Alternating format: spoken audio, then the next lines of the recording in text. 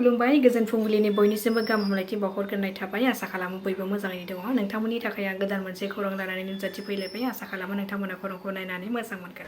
रायजो नाङैनो जुब जुब अखा हाबाय थानायनि जाहोनाव सुबुंफोरजों लोगोसे हाग्रानि जिब जुनारफ्राबो दैबाना जानायनि जाहोनाव जेंनायाव गोग्लैनो गोनां जादों।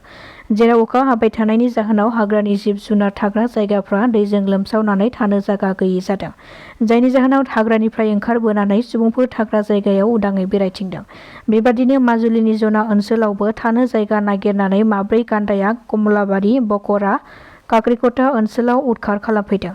जेराव बे उदाङै बेरायथिंनाय गान्दाफोरा बै ओनसोलनि सुबुंफोरखौ मोनसे गिखांनाय थासारि सोमजिहोदों। हाग्रा बिफाननि मावसुमाफ्रा बे हाग्रानिफ्राय ओंखारबोनाय गान्दाफोरखौ होनानै हरनो नाजाब्लाबो नाथाय होहरनो हायाखै होननानै मिथिनो मोननाय जादों। समाजारि बिजोङाव सासे फरायसुलिनि गाज्रि नायथावै सावगारि आपल'ड खालामनानै पुलिसजों खाजादों सासे हिमान गगৈ मुंनि सेंग्राया। मिथिनो मोननाय बादिब्ला पुलिसजों खाजानाय हिमान गगैआ मेघालयनि सासे सिख्लानि गाज्रि फट'खौ समाजारि बिजोङाव आपल'ड खालामनायनि उनाव सिख्लासानि नखरनि सुबुंफोरा बिनि हेंथायै थानायाव गांसे एजाहार थिसनदोंमोन। बे एजाहार होनाय लेखायैनो पुलिसआ गोख्रों संदाननानै हिमान गगैखौ जरहाटनि लहदिगर ओनसोलनि गंसे नखराव थाखोमाना थानाय थासारिनिफ्राय पुलिसआ हमनो हायो। मैया प्रमद बर'नि दैदेननाय बिटिआर सोरखारा 1955 मायथाइनिफ्राय 1986 मायथाइसिम दिल्लीयाव मोसाहैनायाव बाहागो लानाय गासै सा 165 महरगिरि बिथांमोननो बरायनायजों लोगोसे 50,000 रांनि चेक बिलाइ गथायदों। बिटिआर सोरखारनि बेबायदि बाखनायथाव हाबाफारि लानायखौ गोजोननाय फोरमायदों दिल्लीयाव मोसाहैनायाव बाहागो लाहैनाय महरगिरिफ्रा। मैयानि बे जानानै थांनाय हाबाफारियावनो प्रमद बर' बिथांजों लोगोसे गोबां एमएलए एमसिएलए एमपि आरो महरगिरि बिथांमोना बाहागो लानायखौ नुनो मोननाय जादों।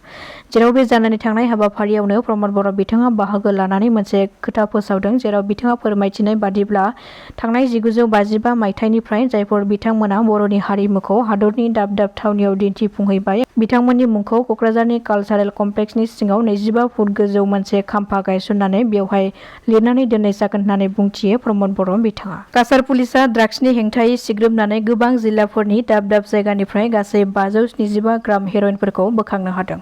मिथिनो हानाय बादिब्ला काछार पुलिसआ सिलचर खनाय लखिमपुर बायदि जायगानिफ्राय सिग्रोमनाय हाबाफारि लानायनि गेजेरजों बेफोर गोबां बिबांनि ड्राग्सफोरजों लोगोसे सा 7 ड्राग्स फालांगिरिखौबो खानो हायो। बे हमनो मोननाय ड्राग्सनि बेसेनखौ गासै 4 कौटि रांनि जागोन होननानै फोरमायथिदों पुलिस बिफाननिफ्राय। गोदानै सायख'जानाय पन्चायतनि वार्ड मेम्बारफोरनि थाखाय गेदेर खौरां। सिगांनि बोसोरफोरनि बादि सोलिनाय नङा आथिखालनि गोदान पन्चायत। पन्चायतनि गोजाम नेमखान्थिफोरखौ बोखारनानै गोदान नेमखान्थिफोर फोसावनाय जादों। जेराव बे गोदानै फोसावजानाय नेमखान्थिनि गेजेरजोंसो जागोन पन्चायतनि खामानिफोरा। मख'नो गोनांदि सिगां समफोरनि बादि पन्चायतआव सोलिनाय नङा जाख्ल'नाय। पन्चायतनि गासैबो खामानिखौ मबाइल मनिटरिंनि गेजेरजोंसो मावनाय जागोन। जब कार्डनि खामानिफोरखौबो मबाइल मनिटरिंनि गेजेरजों नायबिजिरनाय जागोन आरो थिकादारफ्रा गोदो जब कार्डनि खामानिखौ जेसिबि लगायनानै मावदोंमोन नाथाय आथिखालाव जेसिबि लगायनानै खामानि मावनो हानाय नंलिया। पन्चायतआव सिगांनि बादि साप्लाइनि खाबु थानाय नङा। बे खोथाखौ फोसावदों मन्त्रि रन्जित दासआ। बेजों लोगोसे गोदानै फोसावजानाय नेमखान्थिफोरखौ फालिथारनांगोन पन्चायत सोद्रोमाफ्रा नङाब्ला गावसोरनि जायगाखौ खोमानो गोनां जानोबो हागौ पन्चायत सोद्रोमाफ्रा। बेजों लोगोसेनो जायफोर पन्चायतनि आइजो सोद्रोमाफोरनि फिसायफ्रा पन्चायत मावख'आव जिरायनानै थानो मोननाय नङा आरो बेजों लोगोसेनो बिसिनि खामानिखौ फिसाया मावनो हानाय नङा होननानैबो गोख्रों रावजों बिथोन होदों डक्टर हिमन्त बिश्व शर्मा बिथाङा। बोथोरनि गाज्रि थासारिखौ नोजोर बोनानै गुवाहाटीयाव दैमायाव फेरि नाव सालायनायखौ बन्द' खालामबाय।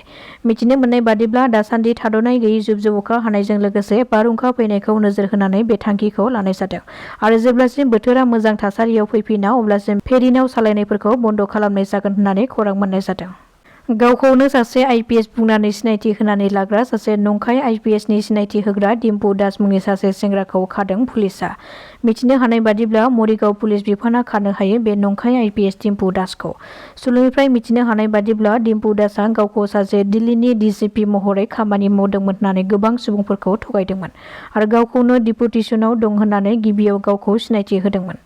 नाथाय पुलिसआ उनाव जोबथियाव नंखाय आइपिएसनि सिनायथि होग्रा दिम्पु दासखौ मरिगाव धरमतुल थानानि साखाथियाव थानाय गंसे नखरनिफ्राय हमनो हायो। दायो पुलिसआ हमनानै बेनि सायाव सोंनाय फिननाय खालामगासिनो दङ होननानै खौरां मोननाय जादों। रायजोनि गोबां ओनसोलफोरावनो बे साननैसोआव थाद'नाय गैयै जुब जुब अखा हानायनि जाहोनाव गोबां सुबुंफोरानो दैबाना जानायनि जाहोनाव थांलाय फैलाय हान्था मेला खालामनायनिफ्राय लानानै फरायसाफोरनि स्कुल कलेज थांनाय बायदि बायदि गोबां जेंना नुजाथिदों। अखाजों लोगोसे गोबां जायगायावनो बारहुंखाबो फैदों जेराव गोबारै बारहुंखा बारनायनि जाहोनाव मोब्लिब खुन्थियाफ्रा बायदों बिफां लाइफांफोराबो बायनानै जेंना जेंसि सोमजिहोनायखौ नुनो मोननाय जादों। बेनि गेजेरावनो गुवाहाटीनि पान्जाबारि अमृतपुर शिब मन्दिर साखाथियाव फांसे बिफाङा बायनानै गोग्लैनायनि जाहोनाव गंसे साखा खब्रै गारिया बायख्रेबदों। गोबां बारहुंखा बारनायनि जाहोनाव मोब्लिबफोरखौ बन्द' खालामनानै दोननो गोनां जादों। आसामजों लोगोसे अरुणाचलनि सुबनसिरियावबो गिख्रंथाव दैबाना जानायखौ नुनो मोननाय जादों, जेराव ओनसोलनि सुबुंफोरनि न'-बांखौ दैबानाया बुखारना लांनायनि जाहोनाव न'-बांखौ गारनानै गुबुन दाबसे जायगायाव थाहैनो गोनां जादों। रायजोआव आयेन बेरेखायै हाबफैनाय बांलादेशिफोरनि हेंथायै गोख्रों संदाननानै रुपुहिहाटआव सानै सन्देह गोनां बांलादेशिफोरखौ हमनो हादों। हमजानाय सानै बांलादेशिखौ ममताज बेगम आरो गुबुन सासेखौ उजुबा खातुन होननानै सिनायथिनो हादों। रुपुहिहाट पुलिस बिफाना हमनो हादों बे सानै बांलादेशिफोरखौ। बेनि अनगायैबो बिलासिपारायावबो ममर आली मुंनि सासे बांलादेशि सुबुंखौ हमनो हायो पुलिसआ। दासिमनि खौराङा एसेनोसै। नोंथांमोना खौरांखौ नायनानै मोजां मोनदोंब्ला चेनेलखौ साबस्क्राइब खालामनानै लानो हागोन। गोजोन्थों।